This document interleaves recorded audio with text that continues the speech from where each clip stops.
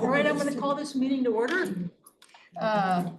This is the regular meeting of the Aquatics and Fitness Advisory Committee, sometimes called AFAC. It's July 9th, 1:30. We're in the boardroom here at Gateway. I want to thank you all for coming. China, can we have a roll call? Yes. Cynthia Davis. Here. Barry Devine. Yes. Joan Boyle will zoom in shortly. Gary Miller. Here. Catherine Robinson Walker. Here. Brian Stack. Here. Carol Lear. Here. Molly Klopp. Here. Janet Selden. Here. That is your roll call. And we have a quorum. Any changes to the minutes from May 14, 2026? Anyone? All right, the minutes are approved. Moving on. It's time to elect a vice chair of this committee. Do I have anyone that would like to put their name out on the table? Otherwise, I'm going to recommend somebody. Good idea. Good idea. Carol? Would you be vice Did you chair? notice people looking at? Yes, I did. Yes. I would be delighted. Thank you so much. That's great. I remember getting that from you last year. That's right. I did it to you. Yeah, you did to me. All right, does anyone wish to second the motion for Second. Carol? I'll second it. Okay. Thank you. Motion is unanimously approved. Thank you. Thank you. All right, now we need to elect a secretary, which is a very important role. Someone who will take minutes and help out with a few things through the year. Yeah. Anyone willing to step forward? Looking down isn't going to help. But looking up. I can promise you it's very easy, just taking roll call, noting who was here and what was said during the meeting in a summary format. And you can email the content to China or myself, and we put it into Assembly for you. But we just need a body here at the meetings taking these notes. And we can train you. We train you, it takes 30 minutes to learn. Molly. Molly. Hey, Molly, thank you so much. And every other committee. Molly. Yay for Molly. Do we have a second? Second. Carol, seconds. All right. We have a second. Starting today? No. Okay, thank you. We'll give you 2 months. Okay, cool. All right, thank you so much. All right. We have no talking in the background. It's hard to hear what we're saying. Thank you so much. So now we're going to head into member forum, and we do thank you all for being here. I know we probably have some folks on Zoom as well. Everyone's going to have 2 minutes to speak. And China's going to share some more information for us. So I'll meet the member forum details. So members, you are welcome to speak during the designated member forum at Rossmore, Walnut Creek, RWC board and committee meetings, either in person or via Zoom. Speakers are limited to 2 minutes and must clearly state their full name and Rossmore address before beginning. If speaking on behalf of another member, a signed consent form is required. To speak, members must submit a completed member form slip prior to the start of the forum. Member form slips and guidelines are available at the meetings. For convenience, both the guidelines and forms may also be assessed and printed in advance from the RWC board and committee meetings webpage. Please be advised that meetings are broadcast and recorded. By attending and participating, including during the open forum, attendees agree to and release RWC from all liability for their voice and/or likeness being recorded and broadcast for any lawful purposes without compensation. For more details, including instructions on how to participate, submit written comments, and access printable member forum guidelines, the forms, please visit RWC rossmore.com or myrossmore.com or Rossmore Governance RWC meetings. Our first speaker today is Peter Yang. Peter, if you'll stand at the end of the table there, speak loud, state your name and your full Rossmore address. You have 2 minutes. Thank you very much. Thank you. My name is Peter Yang, a resident since 2014, 12 years. I'm very proud Rossmore resident. I'm a teacher here. Thank you so much for giving me the time. And I'm hoping, after, we have the $5 million pickleball court is completed. We will have more room available in the fitness center. And I like to have, a couple hours, 3 hours, 2 sessions for my club. And I'm the president, fortunately or unfortunately, and I got to do the work, request for rooms. And I understand the rooms are tight right now, but I'm asking, sir, after we have the brand new pickleball court, hopefully we will have rooms available and for us to use. And why the fitness center, the reason is the dancing floor. We have a lot of rooms, but they have a carpet. We are in the different rooms, and then right now it goes until 6:30. A lot of people are really starved at 6:30. So if I can have rooms available and at the fitness center, in the afternoon, hopefully the parking is not that tight. I really appreciate that. And I'm not asking right now.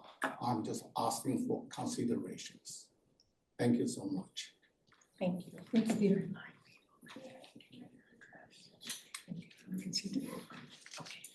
Glenn Miney. You got me. Okay. Hi, I'm Len Magnoni. I live at 1296 Skycrest Drive, number 3. Let's see, I'm here today.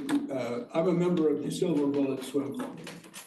And I'm here today to ask permission from the Aquatics Committee for Silver Bullets Master Club to use the hillside pool on Thursday mornings for 1 hour without a Rossmore lifeguard.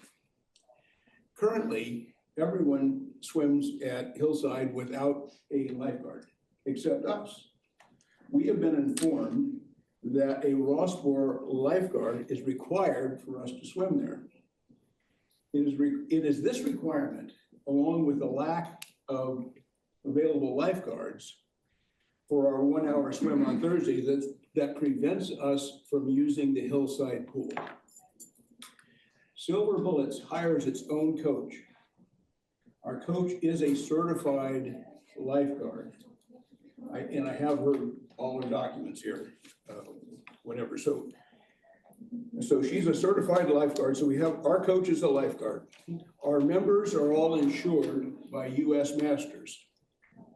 Given that our coach is a certified lifeguard and we carry our own insurance, I am asking the committee to approve the Silver Bullets Master Swim Club use of the hillside pool on Thursday mornings for 1 hour without a Rossmore lifeguard.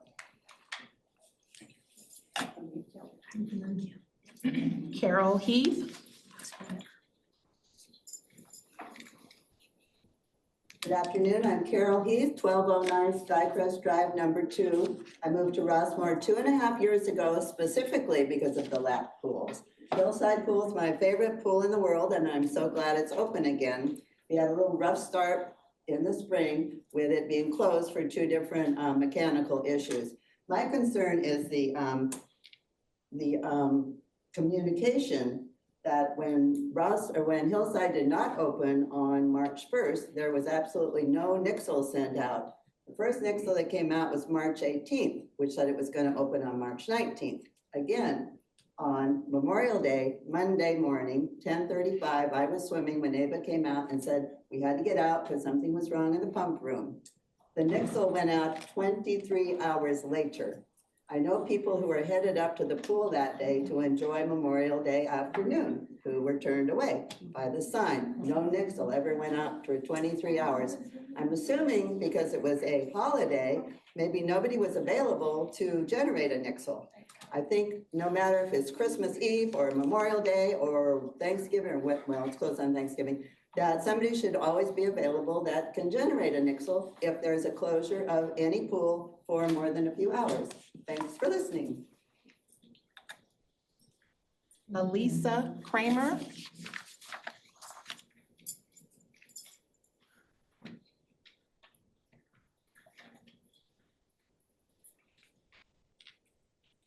I'm Elisa Kramer, 1524 Golden Rain Road, Apartment 3, and oppose a proposal to charge a $5 fee at the fitness center for classes Zumba, deep water aerobics, advanced yoga, and bar. After the proposed fees were suspended on April 30th, many of us learned that money was already allocated in the draft budget and adopted effective January 1 of this year. On page 95 of the adopted budget is a category titled Headcount, which shows 0.55 for fitness instructors who are PTOC, part-time on-call, brought in to teach these classes. The figure of 0.55 translates to 22 hours per week. Currently, PTOC instructors teach a total of 11 hours each week, which leaves plenty of hours to cover additional classes taught by these instructors, even if their payments per hour are increased. All 4 classes are popular because the instructors are excellent. All of these classes have been taught by PTOC instructors for over 2 years at least, some for longer. Since money is already allocated in the current year's budget, and I assume will be included in next year's budget, I strongly urge this committee to keep these classes free of charge for this year and for coming years. This allocation leaves room for additional classes to be offered free of charge. Thank you. Tammy Medluck.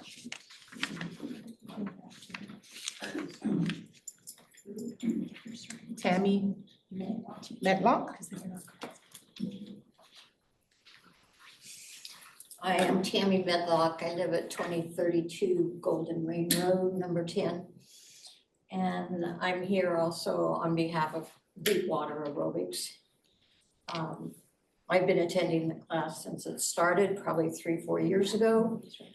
And it really is the only kind of aerobic class I can take because of knees, hips, other things that can't stand the pounding of a regular aerobics class. $5 a class would be $40 a month. And I think that's a lot. That's a big increase for a monthly exercise class that I'm trying to do to help alleviate some of the pain that I have.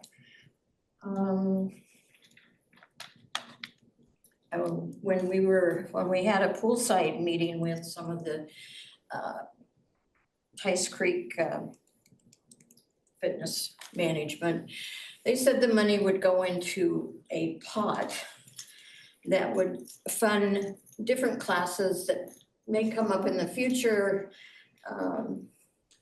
that would need an instructor or a teacher. And I don't feel like I should have to pay for somebody else's desire for a class. Thank you.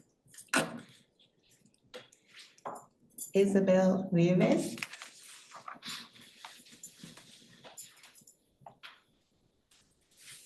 My name is Isabel Nieves, and I live at 3317 Golden Rain Road, number 6. I am one of the people who signed the petition against fees for group classes at the gym. I understand that the members of this committee received a written proposal regarding that issue. The copy or the version that I received of that proposal starts, we added X amount of dollars to the 2026 budget for these classes. Now that we doesn't refer to the group of people who signed the petition. it refers to the Rossmore Walnut Creek Board of Directors. The people who signed that petition are very loosely organized, but we all agree that we don't want the classes that Elisa mentioned be paid. Also, I would like to state that some of us feel very strongly that the only criterion for deciding whether classes should be on a fee base or not should be financial need. No other criterion should be used. And as Elisa stated, there is no financial need. The money is available. The second point I would like to make is that in that proposal, there is a statement at the bottom of the proposal that states also, we understand that if in the future there would be a need for fees, so be it. Now, a lot of the people who signed the proposal did not see that proposal before it was sent. time. Okay, it was not, not all of us agreed with that statement. Thank you. Paula Horowitz.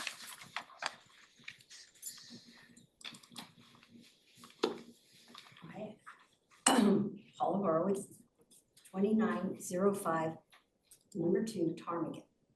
I wanted just to say that I really agree with asking for our fees not to go up at the fitness center. I'm a devoted deep water aerobics attendee because of my knees, and I feel like it's the only non-impact class that I can take. And it's like, to have to pay for that, I mean, yeah, is really, and for a lot of people in the class, very hard. And for all the classes that have been mentioned, if there's money that's available for it, let's use it, that's all. And we really are grateful for you listening to us and for your thoughtfulness about this situation, because it really affects us in a deep way. I mean, it's part of our well-being here at Rossmore. Thank you. Lily Rawling. Lily? Lily? Lily?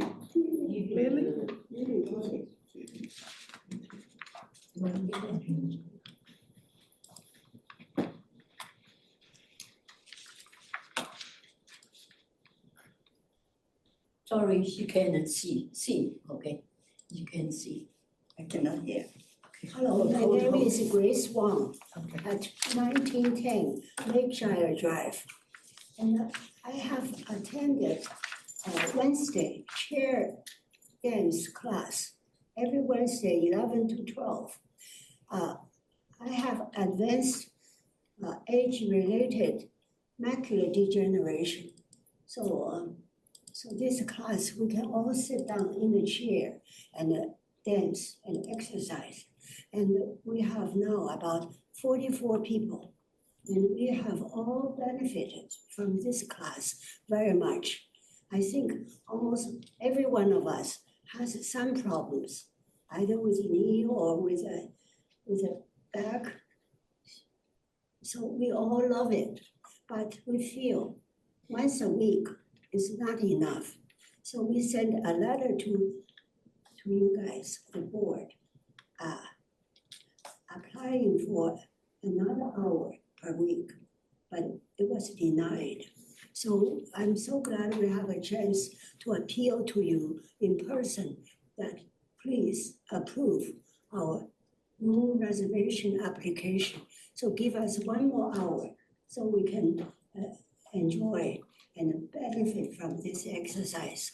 And every one of us, we make great efforts to get out of the house and to come to exercise. But I cannot do a lot of exercises because I cannot see the ball. I cannot see the tile, the games. So please give us the approval of another hour per week. for room reservation. And I am 87 years old. This is our friend, the same class. I'm close to 100 years, so 98, only 99, 99. So I have mobility problem, so I need the chair exercise. And Grace already explained to you why we need it so much for the exercise, for sit down. And please allow us and approve us for another hour. Thank you so much. We're Thank under you. the name of fitness sports. The sit-down Fitness- fitness is our Fitness only club. can do now. Thank you very much. Thank you. Christine Hardwick.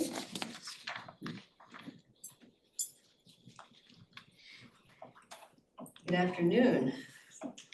Just feeling very grateful to be here and to be a member of Rossmore, 1179 Oakmont, number 3. I'm hearing my fellow members and residents have such passion for our place. It's just beautiful. And thank you for the service that you're having. I'm here just to say a few words about Grace for Grandparents. We have the wonderful pool at Hillside, and we get to have our grandchildren there for 3 hours on weekends and 2 hours during the week, which allows all the other members 10 hours to do whatever they would like to do. And I know that there's sometimes complaints about even that short amount of time, but there's 10,000 plus of us here. Many of us are grandparents, and I would love to feel welcome as a grandparent. I want my grandchildren to feel welcome to come. So when we get kind of the tension about children being there, I hope that you'll keep in mind that we have policies that say that at Rossmore, people who have grandchildren are welcome and their grandchildren are welcome. And we have these fixed hours. So when people complain about there being noise when the kids are there, if you would please support us by allowing us to let them enjoy themselves the few hours that they have. We all moved from larger homes and came to this place with these amenities just for this purpose, to be able to have our families come here and enjoy for just a few hours some of the beauty that we have here. So Grace for Grandparents, please. Thank you. Renee Lee. Hi, I'm Renee Lee at 2500 High Street Drive. I want to back up the people who are disabled. I have a lot of disabilities that people can't see, and I believe that everybody has the right to swim at the pools in Rossmore.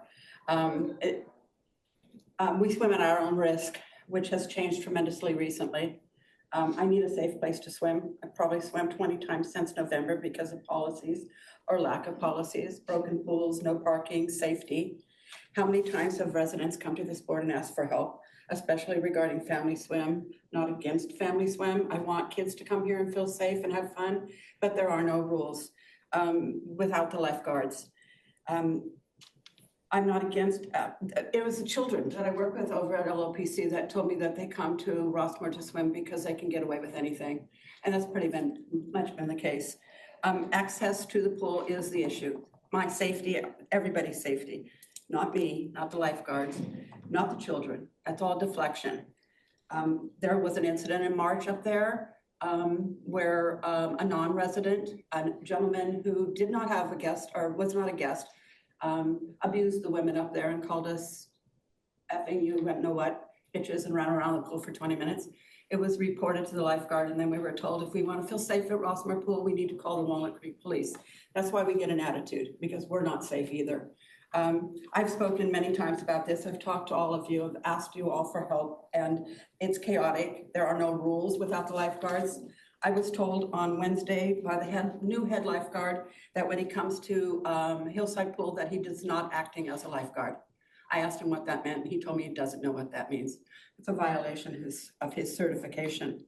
I don't know what it means. It just takes a second for a child to fall, slip, be injured, a senior to get pushed, brushed against, or abused. The facilities are not set up for all of what you're doing. Time. Thank you. The facilities have been broken and had maintenance up twice this week. Ray Lipinski. Ray Lipinski, 1405 Ptarmigan Apartment 1. my intent is just to say thank you for getting Hillside back open. I bought and moved here in January and was astounded that the big draw of Hillside was closed. So thank you for getting it open, and I honor you for your hard work with these details.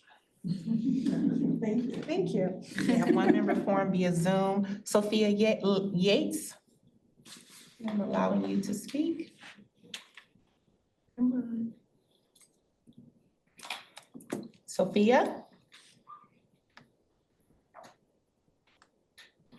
Sophia?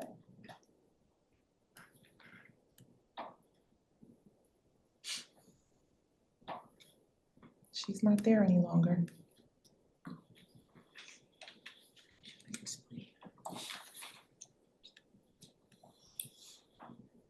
Okay, I don't have Sophia. Richard G. Richard to speak.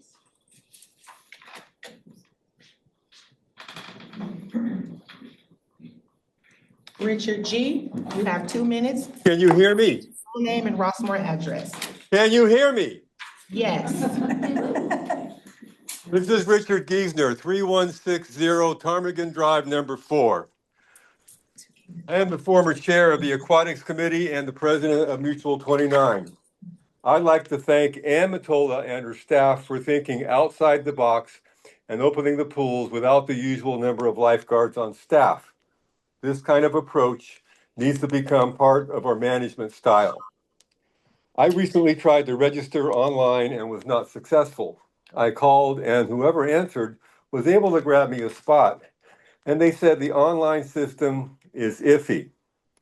Has this committee had complaints concerning online registration? If so, is there a solution in the works? Mark Rubio, who is the new RWC, one of the new RWC board members, spoke at the last President's Forum and listed items that are in need of solutions. One which was the difficulty in hiring lifeguards. I propose this committee invite him to a meeting, listen to what ideas they have, do some brainstorming. I suggest you gather feedback from the membership on family swim without lifeguards. Mace could find this useful. And finally, I'd like to impress upon you the strength this committee has over decisions made concerning the Aquatics and Fitness Center.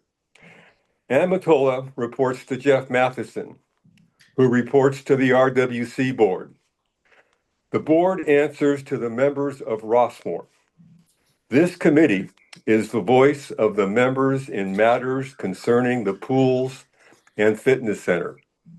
Thank you. That completes our member forum for today. All right. Thank you, everyone who spoke.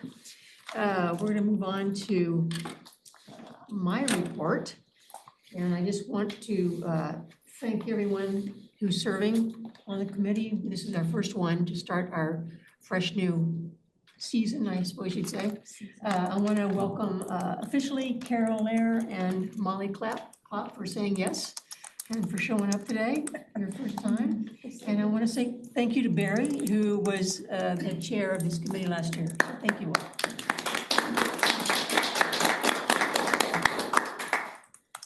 And I just want to remind everyone, I was told earlier that I need to share this in person as well.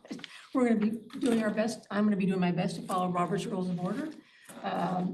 And we're going to do our best to do no cross-talking and raise our hands if we want to make a comment, which I encourage you all to do. The expectation is that you each bring your own unique voices and contributions, and sharing any insights and support as needed. One of the things I want to work on, if I can, depending on lots of timing issues, is communication. How can we best serve those we're supporting? How can we improve communication in all ways? And the next thing I want to continue to lay out on the table is how, as a committee, can we be fully utilized during these meetings so that they can be productive and helpful, and we can help affect some change that is being requested or learning more about the ins and outs. So that's my report. And any correspondence and announcements? Okay. Staff reports. I'm going to yield my time for the stuff later in the agenda.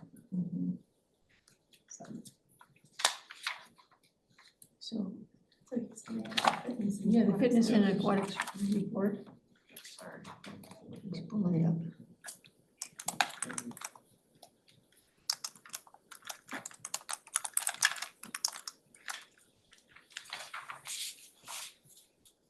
Right, so we have been doing interviews for various positions. We've got one administrative assistant and fitness trainer position open. Unemployment offer has been sent out to an administrative assistant. The fitness trainer position remains open for recruitment. For programming, Camp Rossmore program planning is well underway. It's a week-long program with fitness and aquatics, recreation and fitness teaming together. So additional details are going to come in mid-July. And so keep a lookout for that. There have been a few workshops since the last time we met. The Getting Up from a Fall workshop with Kathleen Lamport, Ash Harrison, and Nora Pelota. That was offered twice, Monday, May 18th and Wednesday, May 20th. Both classes, my capacity of 15 participants. And a floor mobility workshop with myself, Adam Cleary, and Dino Gianakis. There will be a second part to that with a Q&A.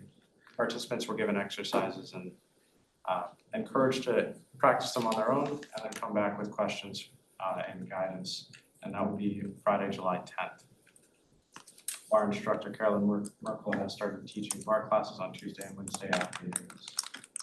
On to aquatic operations. Hillside pool closed due to equipment failure on May 23rd and reopen on the 22nd. The pool hours for Tice, Dollar, and Hillside have been restored to their normal hours, and family swim has been restored with no lifeguards on duty. On to fitness operations. We're reviewing options for new fitness equipment. And then on to facility usage. We've had 287 new clients. Mondays remain the busiest day. 9 a.m. remains the busiest time. For personal training, we've had some more in June than we had in May. And in the interest of time, we'll just take a quick look at the trends. They stay largely the same as they have been.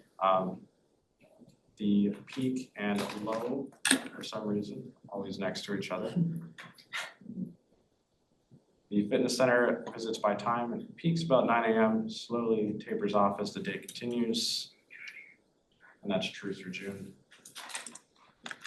Facility usage for aquatics, just shy of $3,500 $1 and $138 for Hillside, including 152 guests, $1.59 at Hillside.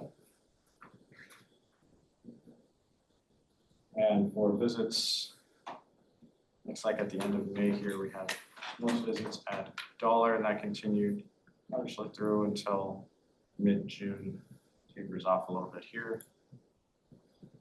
Visits by time, small peak in the morning, late afternoon, early evening, another peak, and then tapers off again as we get later into the evening, and that's true for June as well. And for Hillside, starts to peak as it gets later into May, and then the closure, and then June visits here. Visits by time of day, peaks in the morning, tapers off, and then peaks again early afternoon, goes down as we continue into the day and into the evening.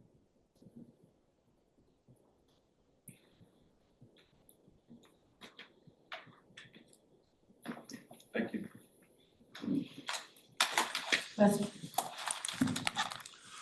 Two questions. Yes. The administrative assistant, that's the people who work the front desk, is that right? Yes. Okay, just wanted to clarify that. And also, do we have dates for the camp yet? Do you know when the Camp Rossmore is going to be? Yeah, we do. It'll be announced at the informational meeting in July. Okay, so you don't want to tell us.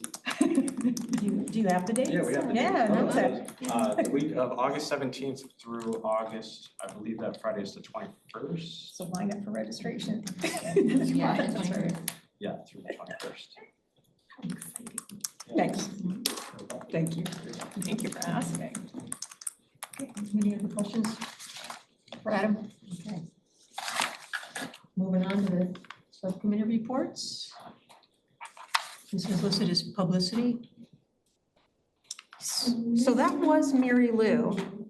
Who handled all of the publicity and the wall of. It was really the Wall of Fame. Oh, was it? Okay. Yeah, so that may need to be something that is either taken on by someone else, or maybe we could consider at the next meeting to figure out. Add it to the agenda Yeah. as a discussion item for the next meeting. Okay, that sounds good, yeah. She does have two new people though. Yeah, so for orientation, are there other subcommittees? Is that the only one? That is the only one. Okay, thank you. As needed, like on issues, for instance, we did have one need for the fees. So you'll do task force kind of thing? Yes. Got it. So do we talk about the subcommittee for the fees now, or should we go move on? If we're moving on to the, if we're ready for that item, Unfinished business. yes. We're done with that. Ready for this? Everybody brace for impact. Okay.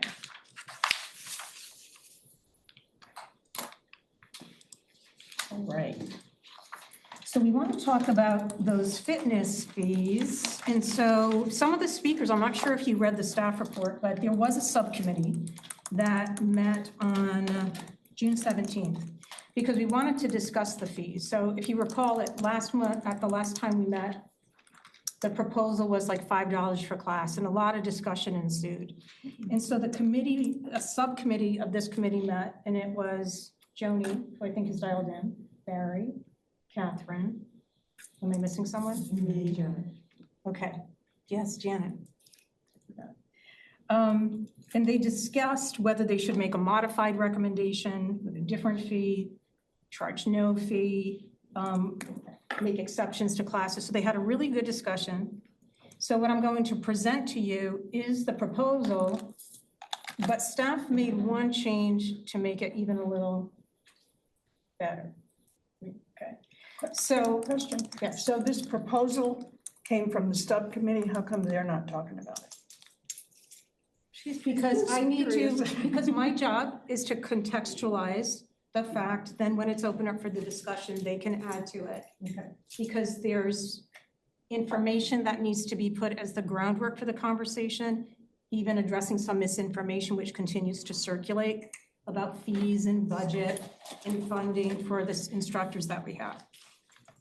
So the fee proposal at the subcommittee was to charge $350 for class, and because we were thinking at that time with about 20 people, we would do the cost recovery. Staff went back and said, you know what, when we looked at our class averages, and many of these classes were just starting up again, we felt comfortable lowering that even to $3 per class, and really just trying to build the class attendance. And there are some exceptions to that. So the exceptions were that for water aerobics, there would be no fee. And some of the reasons for that is it's a limited field and it's a limited number of classes in water aerobics generally. And so we wanted to, the committee wanted to waive the fees for any water aerobics classes. So whether it's a deep water aerobics, some other new water aerobics classes, we wouldn't charge those. And also, it's not expected to increase due to the lifeguarding requirement. What that means is that's one of those programs, we can only provide that programming when we have guarding, and we're doing everything we can to hire the guards so we can continue that. But that's probably one of those programs that's in jeopardy because of some other dynamics. So we want to do what we can to preserve that. The other exceptions was the Parkinson's group training. We had been talking about that as one of those specialized classes. Right now, it is more aligns with a specialized small group training because it takes 2 instructors.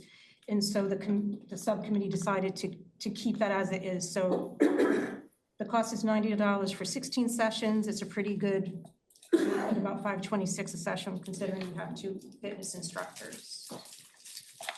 So just to summarize, essentially, what the goals were to try to create an equitable application of fees for specialty classes. This really should be a program. It should be, if this is a mechanism of the type of services that we provide, is there a cost of service or not? And so the cost of service would be $3 per class, per participant. The fee exception is for all water aerobics due to the limited offerings in the environment, the Parkinson's group training, since it requires 2 instructors. And we believe that, like, when you look at it at $3 per person, 21 to 22, average enrollment in these classes would provide the 100% cost recovery. And before I get to the recommendation, I want to talk about comments that are being picked up saying, well, we have these positions funded. When there's a budget, oops, if I can do this. When you have a budget, you not only have the things that are paid for, we're given revenue targets. Yes, I did that intentionally. I did that intentionally. So this is what a budget looks like. There we go. And if you look at the top of it, it starts with revenue. And any of the training, the classes, it all goes into, they call it personal training, it's everything. Our target is 325,000. It was about the same last year. We were short last year. We're projecting a shortage this year. Why is this important? Even if what we did was different, and I think the history is modeled and you have like firsthand history with things too, right? So we just need to talk about everything. Even if history is different, economics shift. And I can tell you this year with the budget, the board will be looking at sources of revenue. So they asked us to bring this back because they know this is going to be one of those years where they need to consider this. So what I would say is understand that there are 2 sides to a budget. What they approve the expenditures as expenditures because they're doing it hoping that we meet those revenue targets.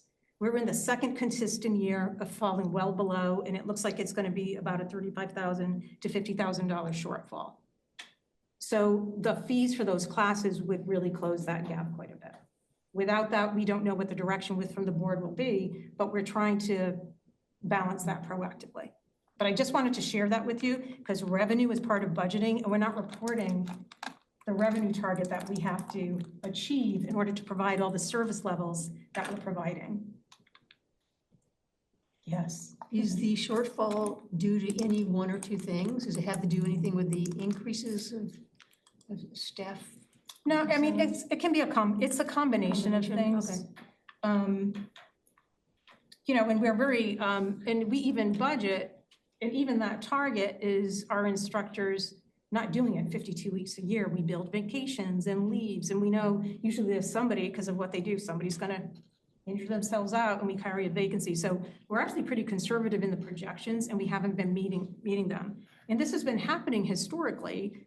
And so we believe that there has been a capture that's been falling out about not capturing anything for the classes. You know, it stopped completely when we lost the one full-time instructor that was doing yoga.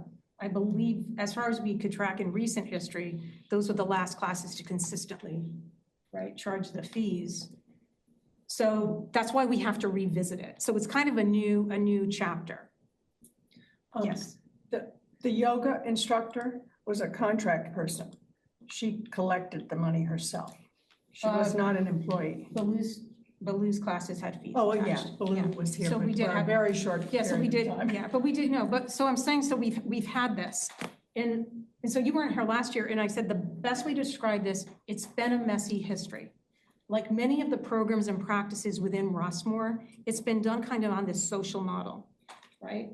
And we're a multi-million-dollar business. So we have to put things in place that make it really clear. Like if these services are included and the committee was saying, well, we don't agree with the subcommittee, we want to move forward and there's no fee. Yeah, I mean, you have the ability to have a conversation about this now that you have what the subcommittee recommended and everything's on the table. You're going to make a recommendation. This is the one that came from the subcommittee. So I just put it up there as it would be written. But we need to consider the entire context, the entire environment that led to the board asking us to come to the committee. And I don't know if Janet, as our board representative, wants to add to that.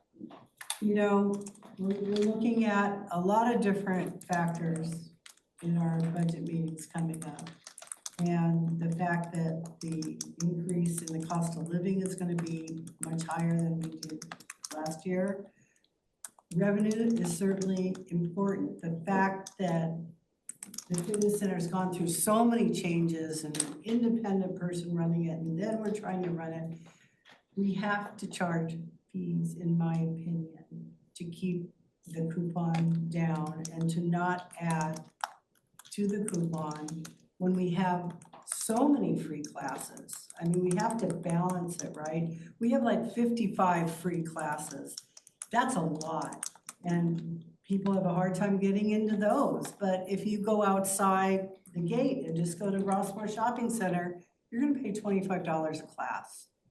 So asking for $3 as far as being a board member, it's so reasonable and it's so unnecessary. That's just. Thank you. It costs $50 in the one in the Rossmore Center. $50. Yeah.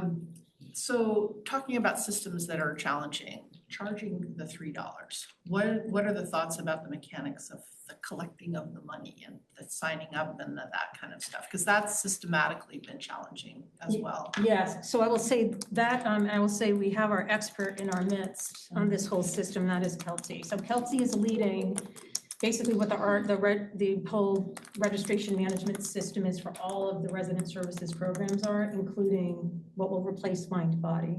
So it just has different features and filters and like ways to do wait lists different, ways to make sure that the same resident isn't signing up for 3 classes every day. We can kind of look at the totality and just say, maybe if we limit so no resident can have like more than 2 classes a week. Like we'll be able to use different controls in the money collection and the budget reporting and stuff.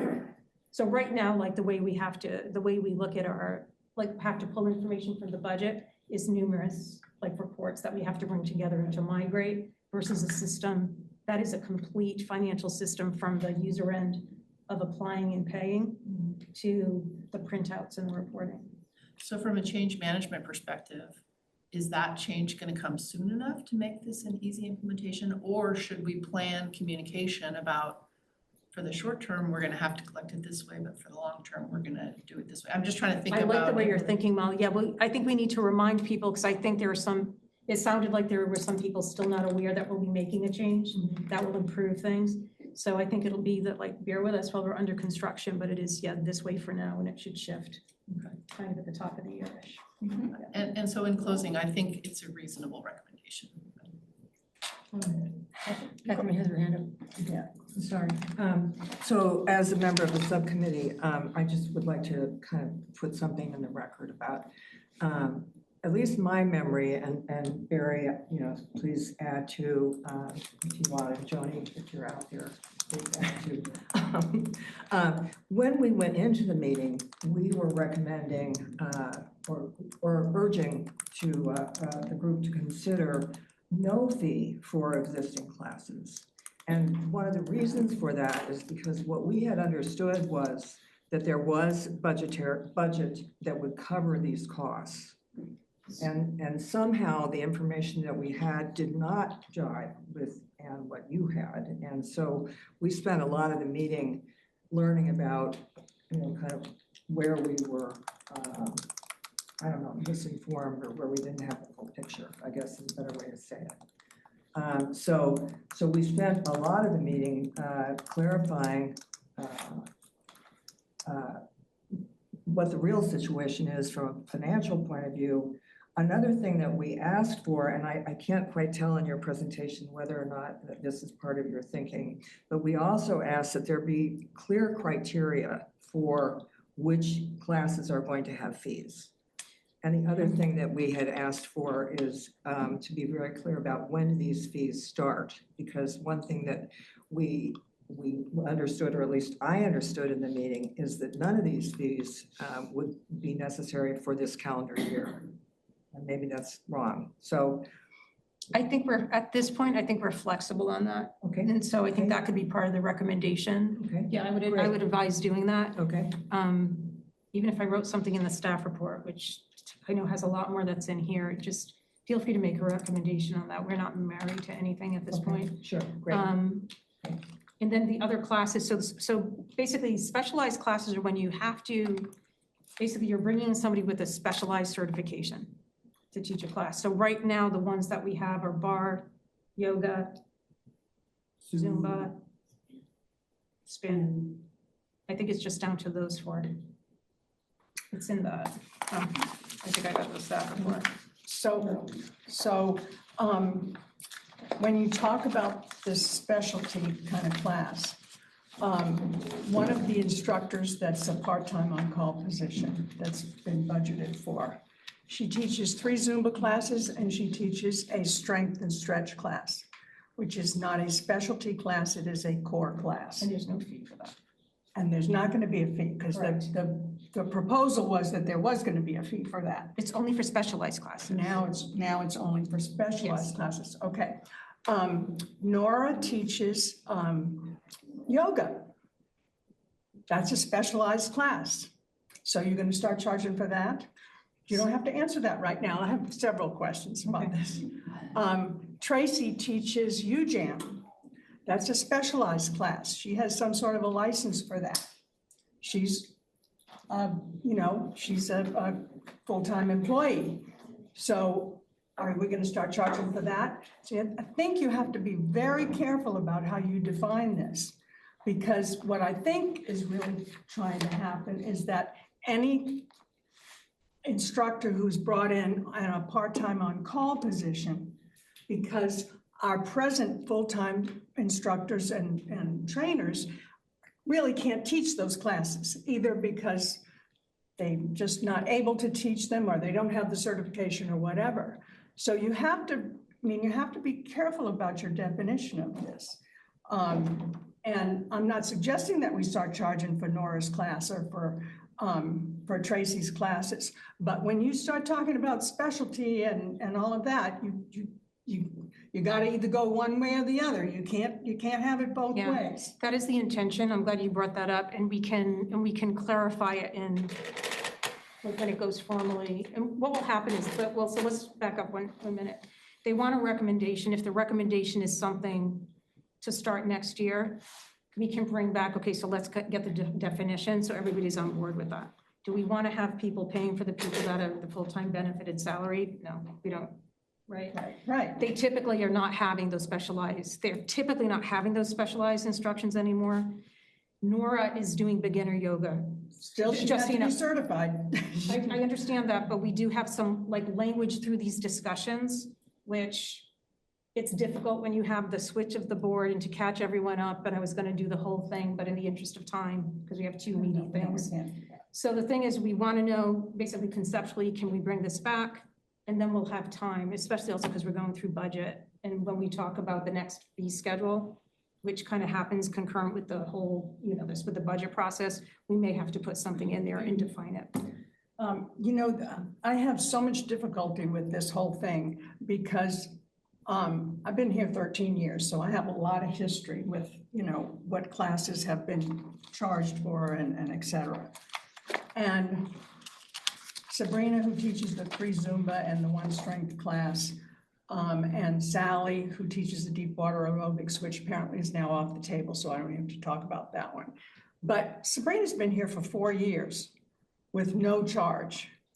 It's a real heavy pill to swallow when suddenly, after 4 years, we have to start charging for a class. And historically, our trainers have taught that. 2 different trainers since I've been here have taught Zumba. And over the years, either they left or they're not able to teach it anymore because of their physical, situation. And I get that, but I think we have to be real careful about this, especially when you've got an instructor who's teaching 3 classes a week, and there are a lot of people who take her class 3 times a week. You're gonna see a huge decrease in the number of people if you start charging. $3 is better than $5, but still tricky.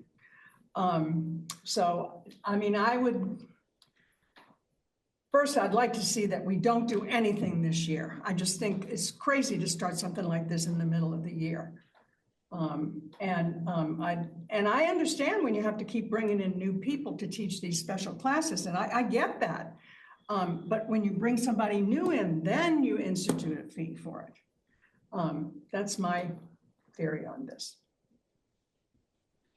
Okay, thank you. Did you have anything else to share about your presentation? Okay, any other thoughts or comments? So I'm hearing a couple things here. We just have to make a decision if we want to make a recommendation today. It sounds like I've heard that no fee till next year. No fee increases for classes that have been here. Give it a year, 2 years, and no fees moving forward. Or we table this and we bring it back and. So I would say these decisions, we're in the process of putting fee schedules and budgets. Okay. We had a presentation, we had a subcommittee. We can keep trying to, like conceptually, if this is something that you just can't get behind, you can do that. The board gets all the information. Yeah. Sometimes they take the committee's recommendations, sometimes they'll make a different one or ask for some other solutions. Right. But I mean, I think it's important that we get into the, we really kind of have to make some decisions. I do have another question. I mean, because it's a philosophical, I think you've kind of framed it really well, the conceptual type of a struggle. Yeah. I do have another question. In terms of the expected revenue that we had, surely that can be broken down. See, that's a one-line revenue. Well, is that, most of our revenue comes from personal training, I assume.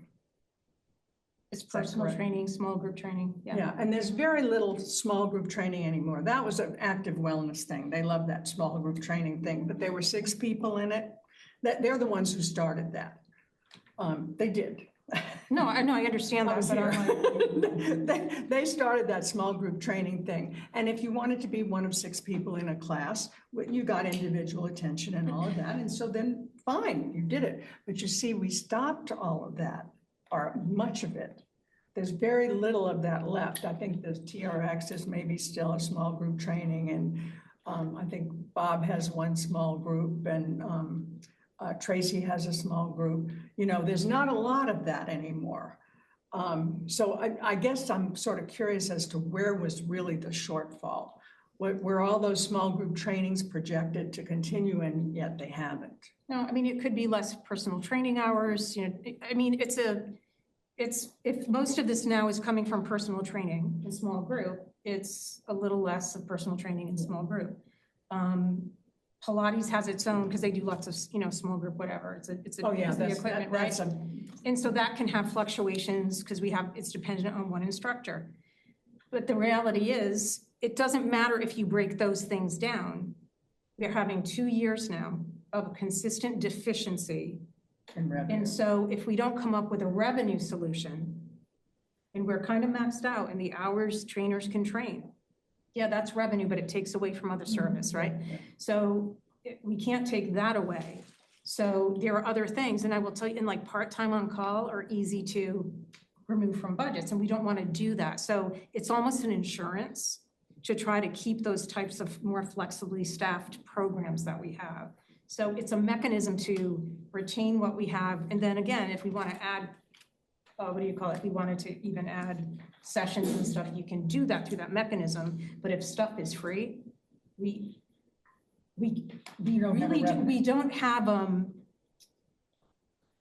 just don't have an endless amount of resources. We're really stretched thin. We peaked and we're not hitting our mark. And I have to be very honest to the board, right? Because you can't use a surplus year after year to support a revenue deficiency. So I'm gonna have to cut something. Yeah.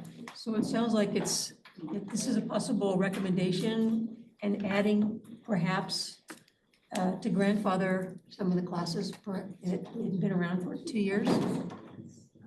Is that something we can live with? But that means that we have no revenue coming in. So here's the issue. I understand change is difficult, but it becomes this, again, we almost doubles the number of free classes we have. Okay. So these other ones which are questionable, should you charge a fee or not? It's because you have something tied to, again, we lost our spin instructor. We wouldn't have put out a recruitment if we thought there was going to be this outcry from the community. We would have said, let's sunset that program. We wouldn't have done it for bar. We wouldn't have done it for yoga, because we know what's happening in the fiscal landscape. We've had the authority to do that. There was outcry, board asks us to bring it here, right? So what happens is, if at the budget hearing, I'm asked to find remedies, it may be that those classes, I mean, that's a reality. It's just, I can only work with the resources I have. Yeah. I have to meet a number to keep your coupon down, right? So we can't say, oh, we want everybody to share more of their coupon for fitness. The board can, but I can't, I could never recommend them. Well, it sounds like we don't want to run out of time, and I don't know if anything would really change between now and September. Shall we make a recommendation to move forward with this? I have another point of discussion, if I might. Yeah. I think if what we do is move forward with what is before us, or a version of what is before us, I would really like to see there be more attention paid to communicating to the community that every manor is paying approximately $13 and change for use of the fitness and aquatic facilities every month. Because that is the deal of the century. And I really think people don't understand that. Because people look at a giant coupon, many of us are paying $1,600, $1,700 a month, and we think, well, the fitness center, ought to have plenty of money, because I'm sure paying a lot. So I really think it's a communication issue that people really don't understand how little of that coupon actually goes to the fitness and aquatics facilities. So I feel like kind of a broken record saying this, but I really feel like we're not making enough of that important point. It's my understanding that there is a separate fee for the aquatics. Is that for the Yeah, it's a separate. Okay. It's a separate line item in the coupon, yeah. Okay, so it's about 25. Yes. Okay, so it's 25 for very both, extremely 13 for one, 12 for the other. That is still Yeah. so inexpensive. What if you split up the recommendation? And you said, first, we recommend that there will be no fees for the rest of 2026. I think that's an important recommendation. Say that. And then if you want to take a vote to see if we can recommend to charge the $3 per class, and don't call them specialty classes, boy, because I'll tell you, you're going to run into trouble with that. I think you're going to have to say. Well, we have to define it as a program, Carol. Do you know what I'm saying? So part-time on-call people. When a person has come in to teach a specific class instead of a specialty class, because it's special to all of us, but you know what I mean? I think, because it's really, you're only trying to charge for part-time on-call people classes. You're not talking about starting to charge for things that you have people in place already. No? But the issue is this: if we have full-time instructors that have a specialized certification, then can do something, that fee offsets a part-time on-call picking up a no-fee class. Right. Does that make sense? Yeah. So what it says now is I cannot use my part-time on-call for the non-high skills classes. So it's more versatile. It's about the certification of the person. And we do have some issues because nobody's watching the playing field, right? Nobody's watching the playing field. I literally didn't realize, so I'm a little bit removed, right, as the director with the day-to-day operations. So for when somebody came in as a new instructor and started teaching a certified thing, if I knew and understood what was happening, I could have stopped that right then. Might we do stuff different? I don't know. Might we grandfather it in? We really need to look at the impact and maybe talk to the class. So these are some of the things I need to vet out before I take it to the fee schedule, right? But the reality is we wouldn't be hiring in part-time on call truly to do just a general stretch and tone class. It's people saying they want if somebody wanted more TRX and I didn't have enough, right? There's there are certain TRX things which are high skill, right? There are certain types of, like, God forbid, CrossFit. Oh, God. God forbid the cult that is CrossFit, like somebody really came in and wanted to do that, right? It's like, you know, there's those specialized certifications, what we saw was as distinguishing. If you want to change that, that's okay. We'll have to change the model, but it also will impact other classes which are not specialized. So I'm certainly not suggesting If that you we think that's start cleaner. charging for Nora's and Tracy's classes. So we I'm talked not- about any introductory level, we wouldn't, I mean, and she does an introductory level. No, no, not UJAM. UJAM is No, anything but it's different. introductory. It's different.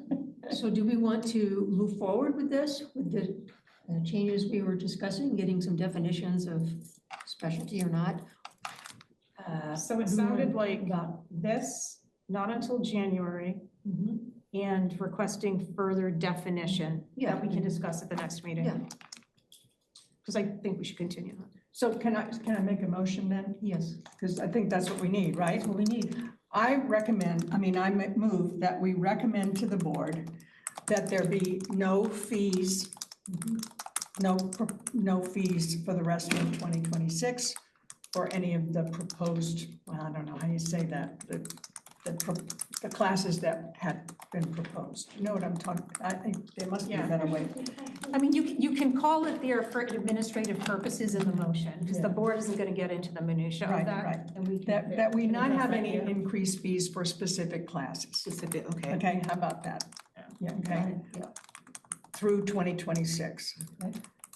And that we get further definition of which classes we are proposing to have fees for.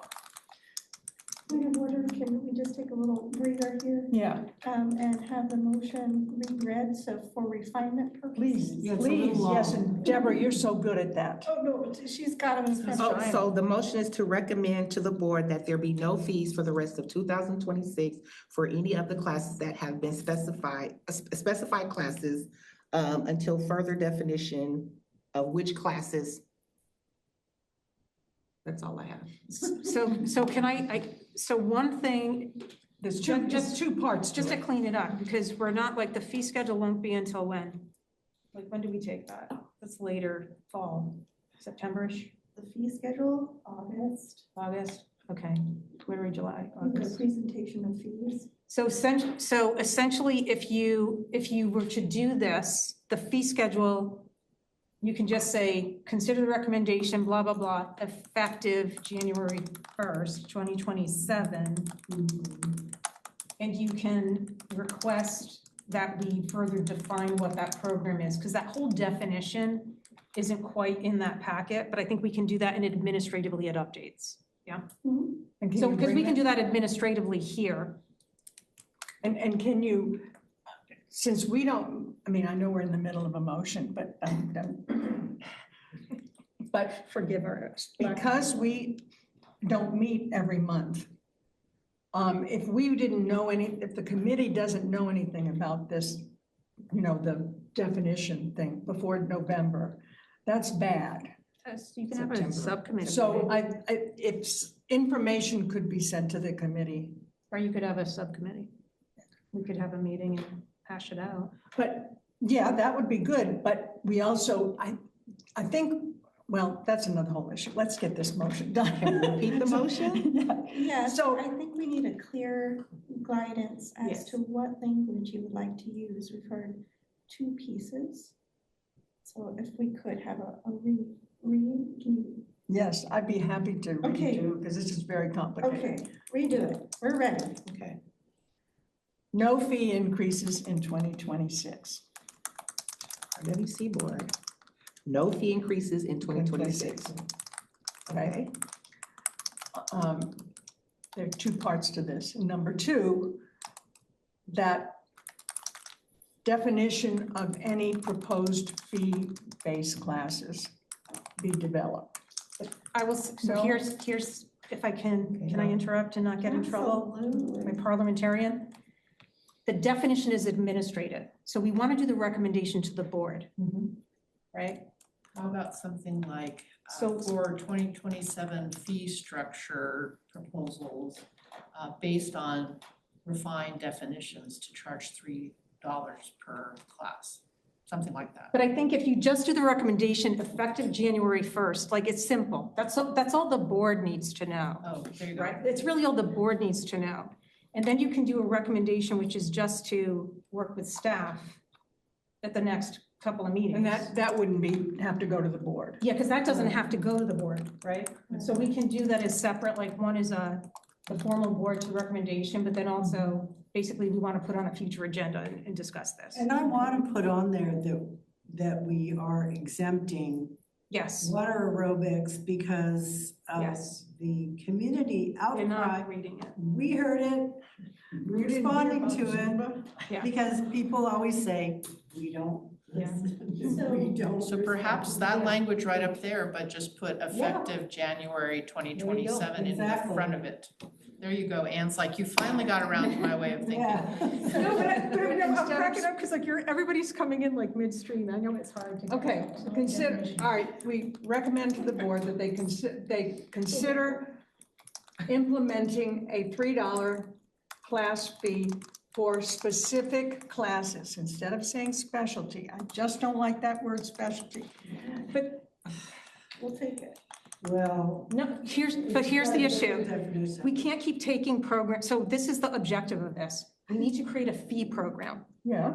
Right? And so it can't, and one of the things is, and we were having this, I don't know if Joni's listening in. She was like, well, who's the expert to say, what's this? He's right here. We know if we need to have somebody do specialized classes, we know what that is. We know when we hire, we know when we're looking in certs for different people. That's a real clean distinction. If we get uber creative about that, it's not gonna happen. So if the committee wants to say, but we want to accept the ones by full-time instructor, we can do that as part of the administrative description. They are specialty classes because they require specialty certifications.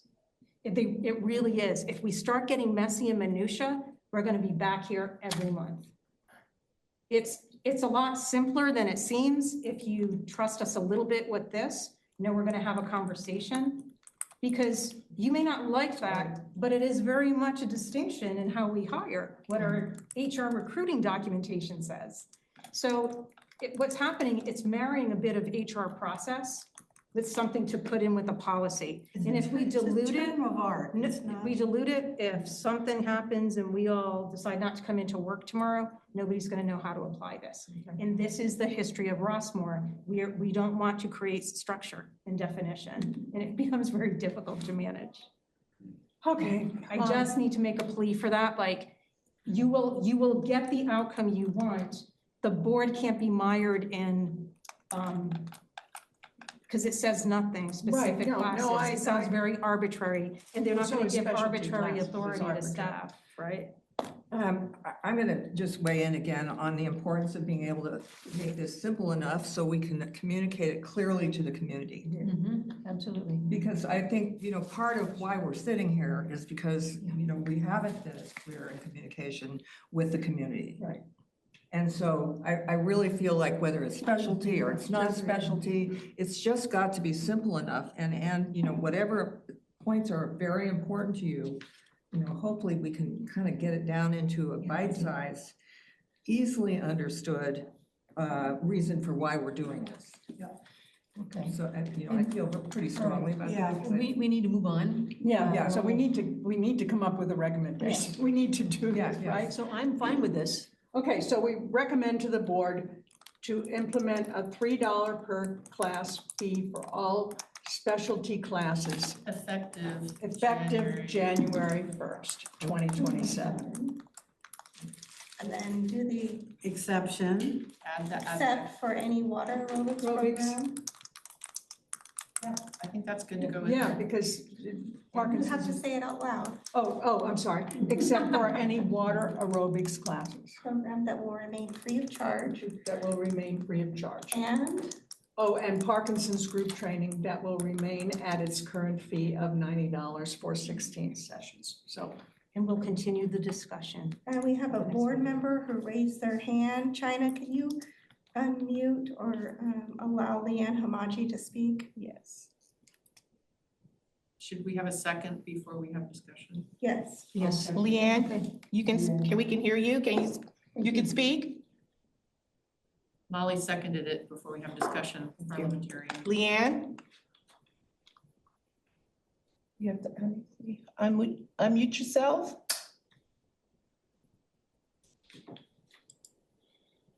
She's not muted on my end. Do you have your volume up? Yeah. Yes. pretty loud. She's not muted on my end. Leanne?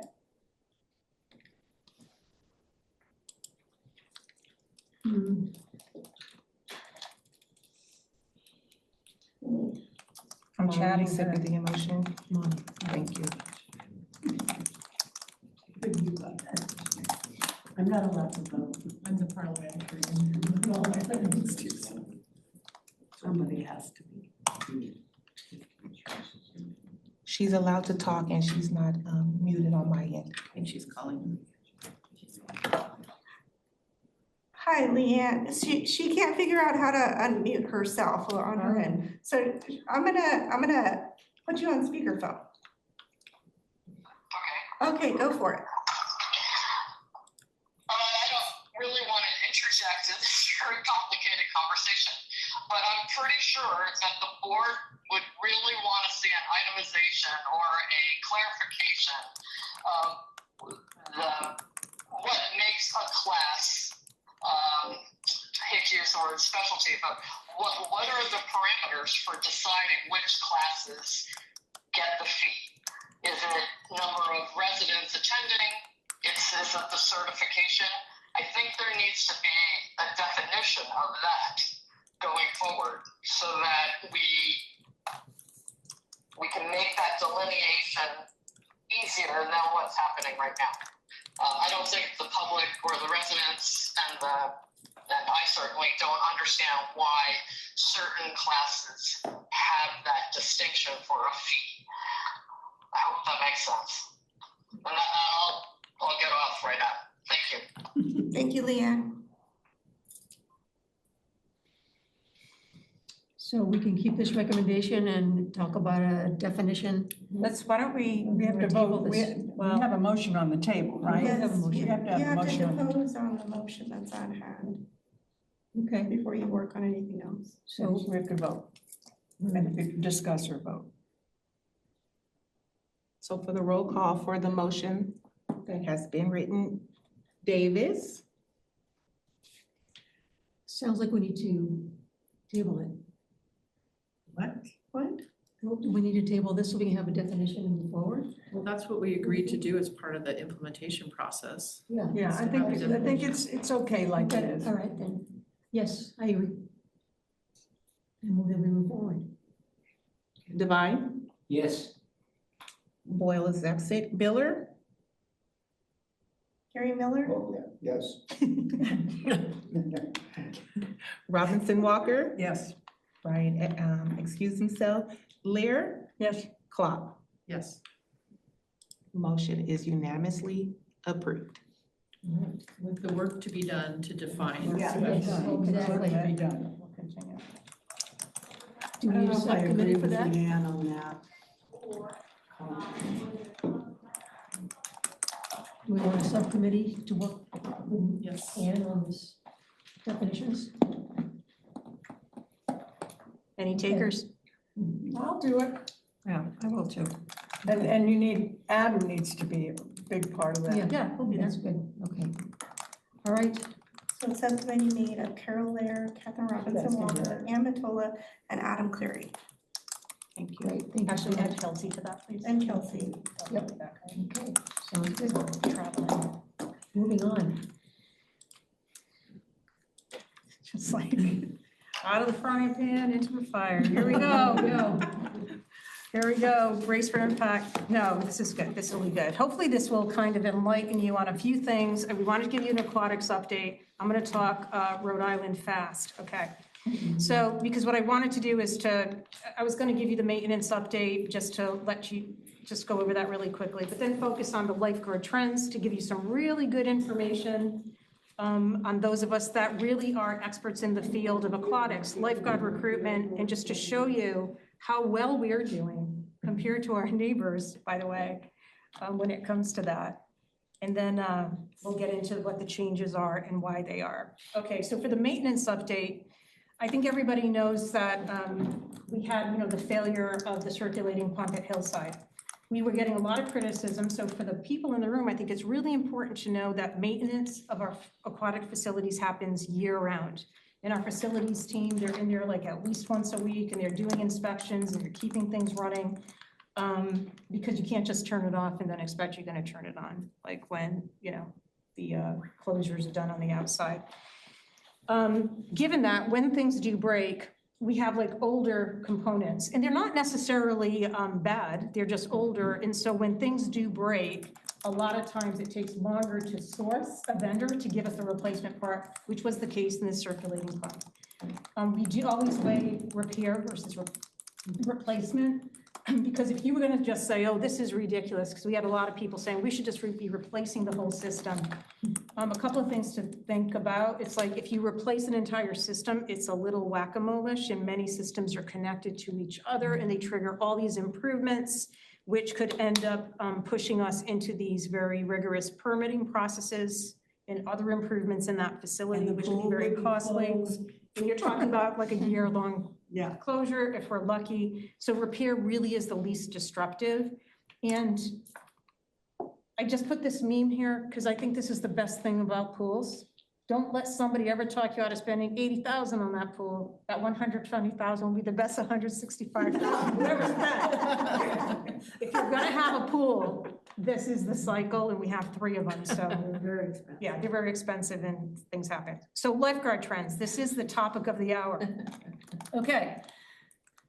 What's impacting our hiring? So first of all, typical part-time young adults that we used to be able to hire in the summer, many of them no longer work during school at all. And during the summer, well, they'll sign up, but then they don't show up for their shift. So it's like they ghost you. They're really not, you don't have that hiring pool anymore. Back in the day, you'd have to do hiring events, and you'd have like 100, 200 kids show up, and you would put them through an assessment, and you'd get your team. Those days have stopped for quite a while. Feeder programs have been declining, again, for the same reason. So feeder programs tend to be like water polo teams, swim teams from schools, and they align with city pools a lot. So we're in competition. We have a lot of them in the area. Those 2 have been declining, again, because a lot of times youth don't work anymore because the rigor of academics has made it so. So we're dependent on trying to find full-time guarding. Why full-time? Well, we have an abysmal type of a record trying to hire part-time. So we started doing full-time, and the people that we're getting are wonderful. It's not a typical career path. And so we've had people that were like part-time, that had been full-time guards. When you look at David and Shelley, you're not gonna have a lot of that anymore that really commit to the career, but we're probably finding people that will get 3 to 4 while they're getting like different certificates, other degrees. We got, I think 2 people that want to be police officers eventually. So, they're doing getting other education and whatnot. So that's kind of our profile that we've been recruiting for, but it's not really this career path. Cost of living is a problem. We just reviewed all of our rates, and we are kind of at the highest in the area for what we pay for our different positions in guarding. And we do have competition. In this area, there was a bit of a drain on the guarding pool when they opened the Wave in Dublin. I'm going to show you this chart that kind of shows the changes in guarding hours at all these different pools, like the year-round pools around us. Every one of them had drops, right? And the number of hours they can guard. We went from at about 106 hours in 22, and with the reduction of the family swim hours, we're at 92. We're still providing a lot of service of guarded hours. And I think, like many things, there's a lot of criticism. Well, you're not doing this, you're not doing that. We have to look at the whole picture. We don't exist in a vacuum. We're doing really well. So it may take us longer, but we're getting the people to keep it open, and we really are trying to struggle to maintain these hours. So right now this reflects keeping TICE open and guarded with the full schedule. And just so you know, like that city of Dublin, they're the only one that had an increase. So they kind of took a lot of that youth workforce. It's more of a water park vibe. They have a ton of people on at the same time, so you can work with your friends and whatnot. So we can't compete with that type of a culture. but we're actually doing pretty good. So it's perspective. I really wanted you to see perspective on this. Okay, so we had to have a revised operating model. So Tice, we're operating it year round. So just so you know, the highest number of like medical events are at Tice, the spa in particular. So this one for us, for lots of reasons, we can't leave it unguarded. So this one is really important to us. It was also where the majority of the programs that require guarding exist, right? So any of the instruction-based programs are in here. It's also why we moved. Okay, so someone was asking us about Master's Swim. Even though they may have an instructor that's a certified lifeguard, you can't play both roles. You can't teach and be the guard. Also, when we guard our pools, we're American Red Cross certified. We have to have 2 guards, and there are certain skills that you can perform with 2 guards. Now, people are saying when there's 1 guard, they're saying, I'm not a guard. It's true. Like, they can't go and just say, I'm guarding the pool as 1 person. So we have to have our guards do chemical checks. So they can't guard, which means they can't proactively be on there, do the performance of a guard. They will respond. They have a duty to respond. So if they're there and something goes down, they're going to do what they can and provide care in place. They're going to have to say to somebody, call 911 to help do something other than what their guard skills are, but they can do the first aid in the water and, you know, and kind of stabilize the situation. So these are really important kind of technical distinctions, which we, you know, have to be aware of so we can staff things properly. But this is the difficulty that we're having. Master Swim, you know, they're probably the highest skilled swimmers that we have, and we're still having an issue there. So we actually offered to move them indoors any day of the week. They wanted it on their same day, which is Thursdays, which is cleaning day. So Adam tried to work with the guards to figure out a schedule so we could get them in by 10, but the locker rooms, and we're trying to do lots of other updates, and it's a beast to clean. We can't give up that time in the restrooms, in the locker rooms.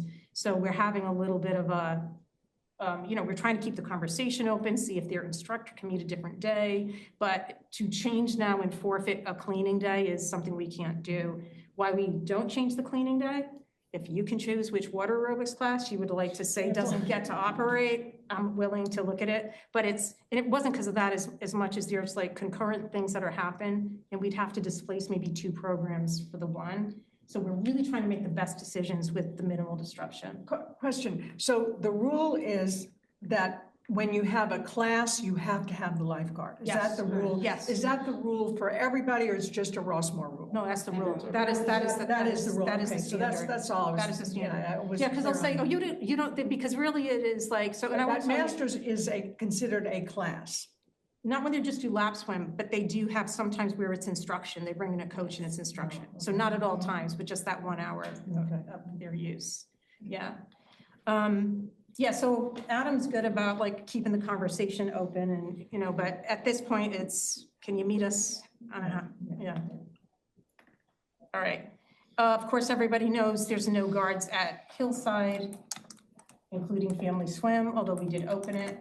Also, the same thing that's happening at Dollar, and that's been like that for a few years. I don't know if you've noticed there's new signage, and I just want to talk about it really briefly. This is what the new signage must say. This is what signage must say, even though we're a senior community, by the way. Right. So the same signage as a Dollar pool, which is causing a little bit of confusion. And it seems contradictory, and we're having signs made that talk about policy, or the Rule 105, that says that you can't have that residents can't have guests that are younger than 18. So they'll be parallel, because we don't want somebody to say, like happened this weekend, well, that pool says I can have a kid here, which it doesn't say, but anyway. Can I interrupt for a second? Yep. Are we allowed to extend our time I today? can go find out for you That if would be- there's room, if someone's coming in afterward. That would be great. I mean, Absolutely. Deborah, I can check. Oh, yes. Thank you. Reservation. Thank you, Kelsey. Yes. Wear many hats. Yeah. So the other things that we had to do is to get all this safety equipment and signage. This is also required if you don't have guards. And so it's like self-serve EMS, if you will. So there's a first aid kit, which meets a certain standard, even has like the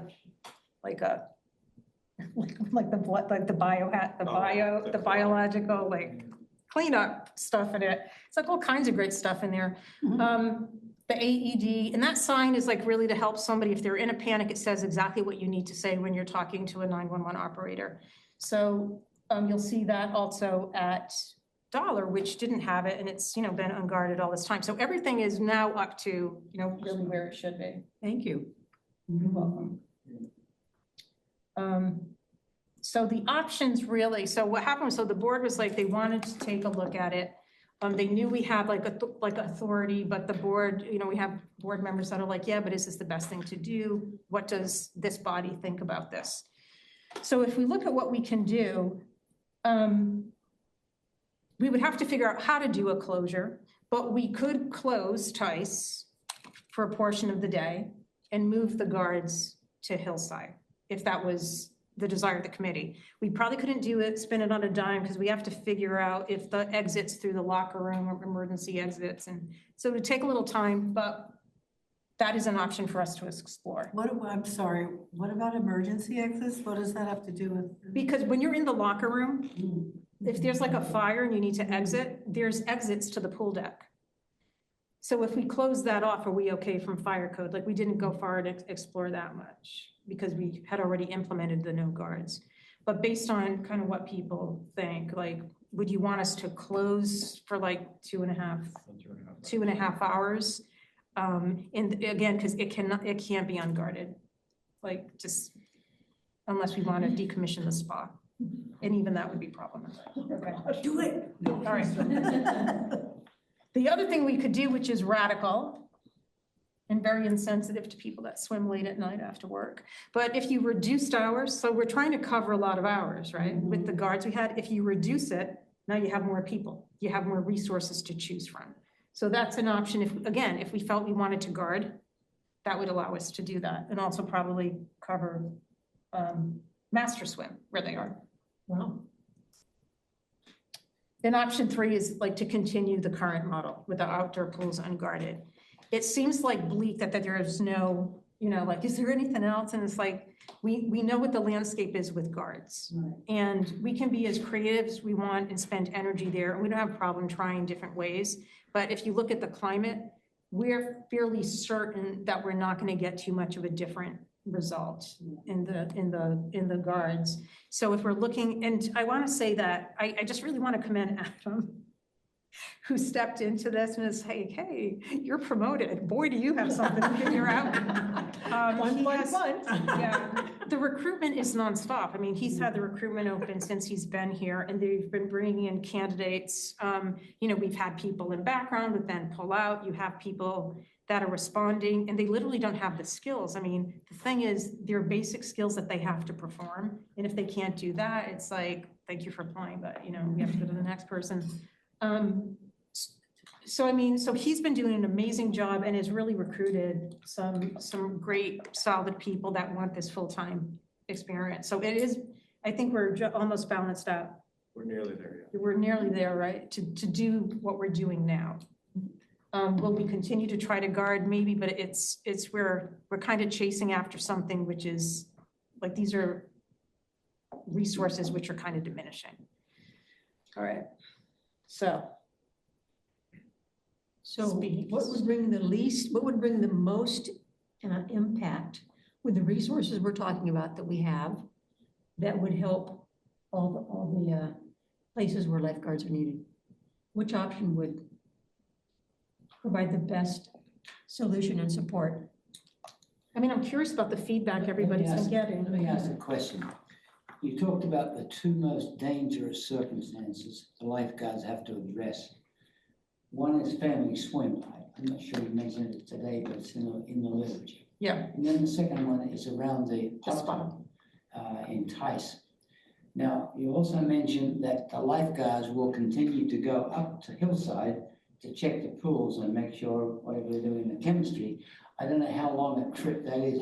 How long will they have to be on the property? They have to go Dollar check Tree, right? They're not that long because they have to go back and break the guards that are at Tice. Do you know what I mean? So they really can't linger there. They kind of go there, and it may not be during that time because of, we have some programs concurrent. We we have, concurrent programs that must be guarded. Yeah, and so you have to have them because they need to break within a certain time. So that becomes a little, like, we've kind of looked at that, can you rotate, whatever? And this is provided every one of them show up for shift and nobody's sick or on vacation, so it becomes a little problematic. But can I just clarify the one thing? So I do want to say, I just want to make a distinction. I mean, I think generally when you have kids near water, everybody has that ick factor. We just all do, and we come from a public pool model where you just wouldn't have those hours. However, everything is to code, and I will say that it has the higher number of incidents, but the incidents tend to be about civility, not about life safety.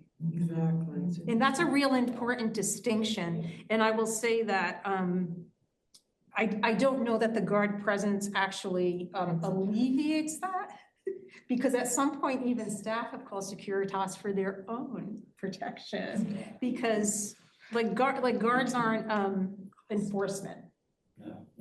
We can remind people of the rules. If there's somebody that isn't going to comply, they're not going to comply, we would call Securitas anyway. So, yeah, but that's kind of a distinction. So I'm wondering if we know exactly what's wrong with option 3. And so I have a question there, like, why are we entertaining other options? And my second statement is, I'm wondering if it ends up after our discussion that we're okay with option 3, if we could say that we will try it for a year and evaluate it, or we will try it for a period of time and evaluate it, because both option 1 and option 2 are pretty drastic. So they're disruptive.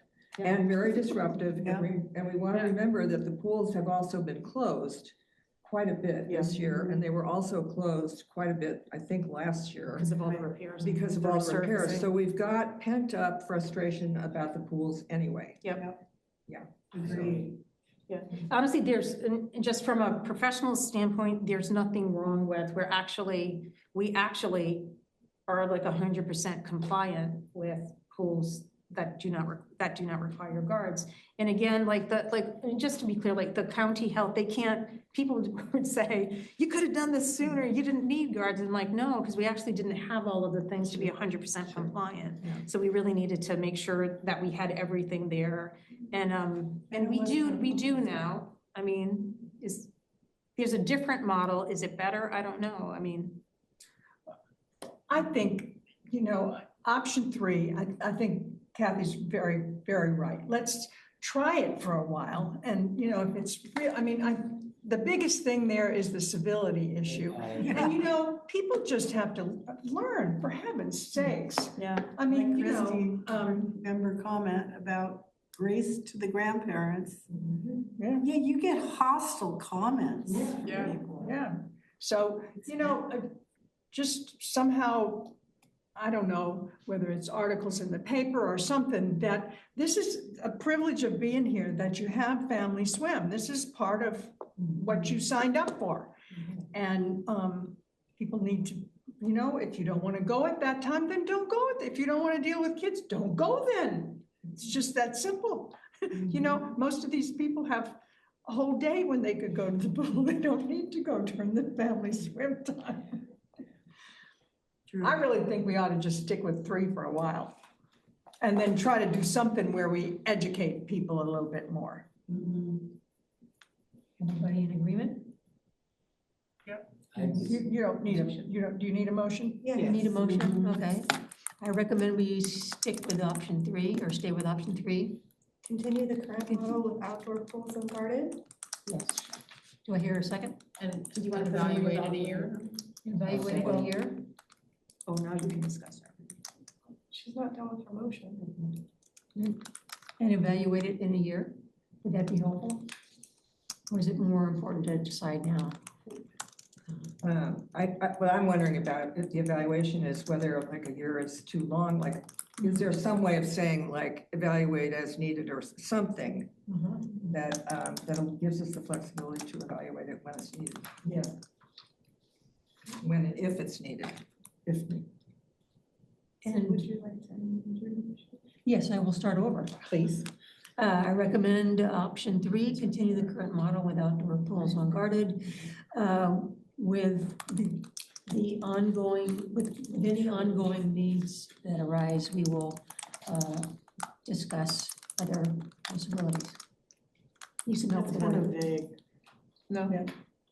About just review as needed. Review is needed, there we go. Yeah, review is needed, and we'll, Review is needed. yeah, we'll Perfect. include it in our operations report. And review as needed. Unguarded and review as needed. Continue the current model with outdoor pools unguarded and review as needed. Very. Thank you. Do we have a second? Okay, Gary, thank you. Very. Gary, second.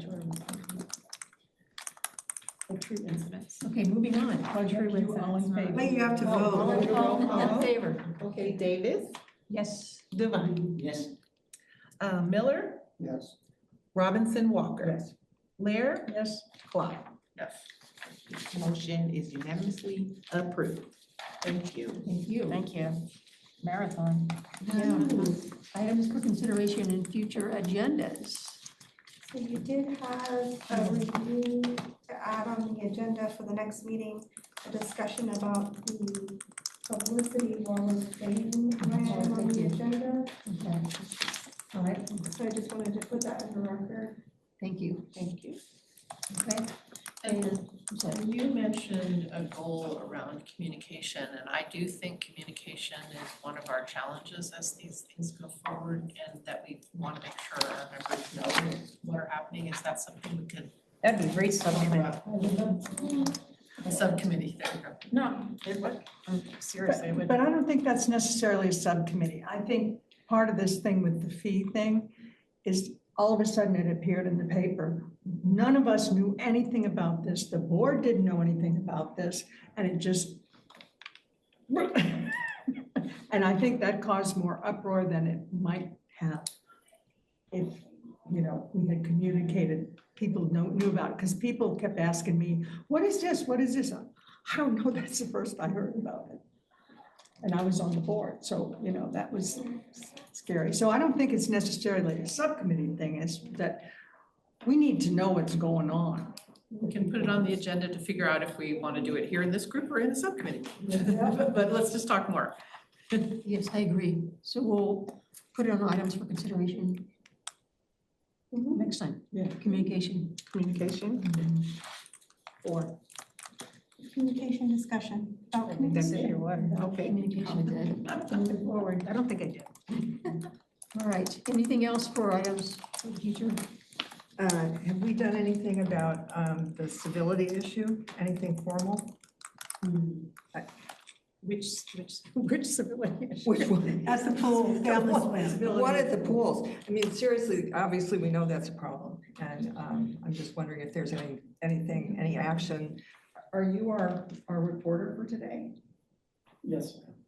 So I don't know if it's appropriate or not, but if that could get into the article that you write about this meeting? Technically, I'm not taking part in your meeting. Okay, so never mind. Just some communications director is watching, so she may say something. Okay. Something about family swim is a policy at Rossmore, and residents should not be hurling hostile comments to children or their guardians during family swim time. Like telling them to hurry up or get out or stop splashing or whatever. I don't know, something.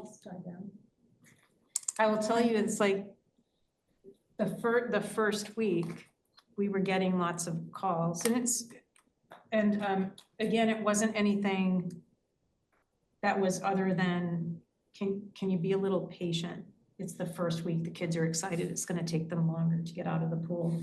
And I was kind of having that conversation, and some people just want at 1 o'clock for the children to magically go poof, disappear.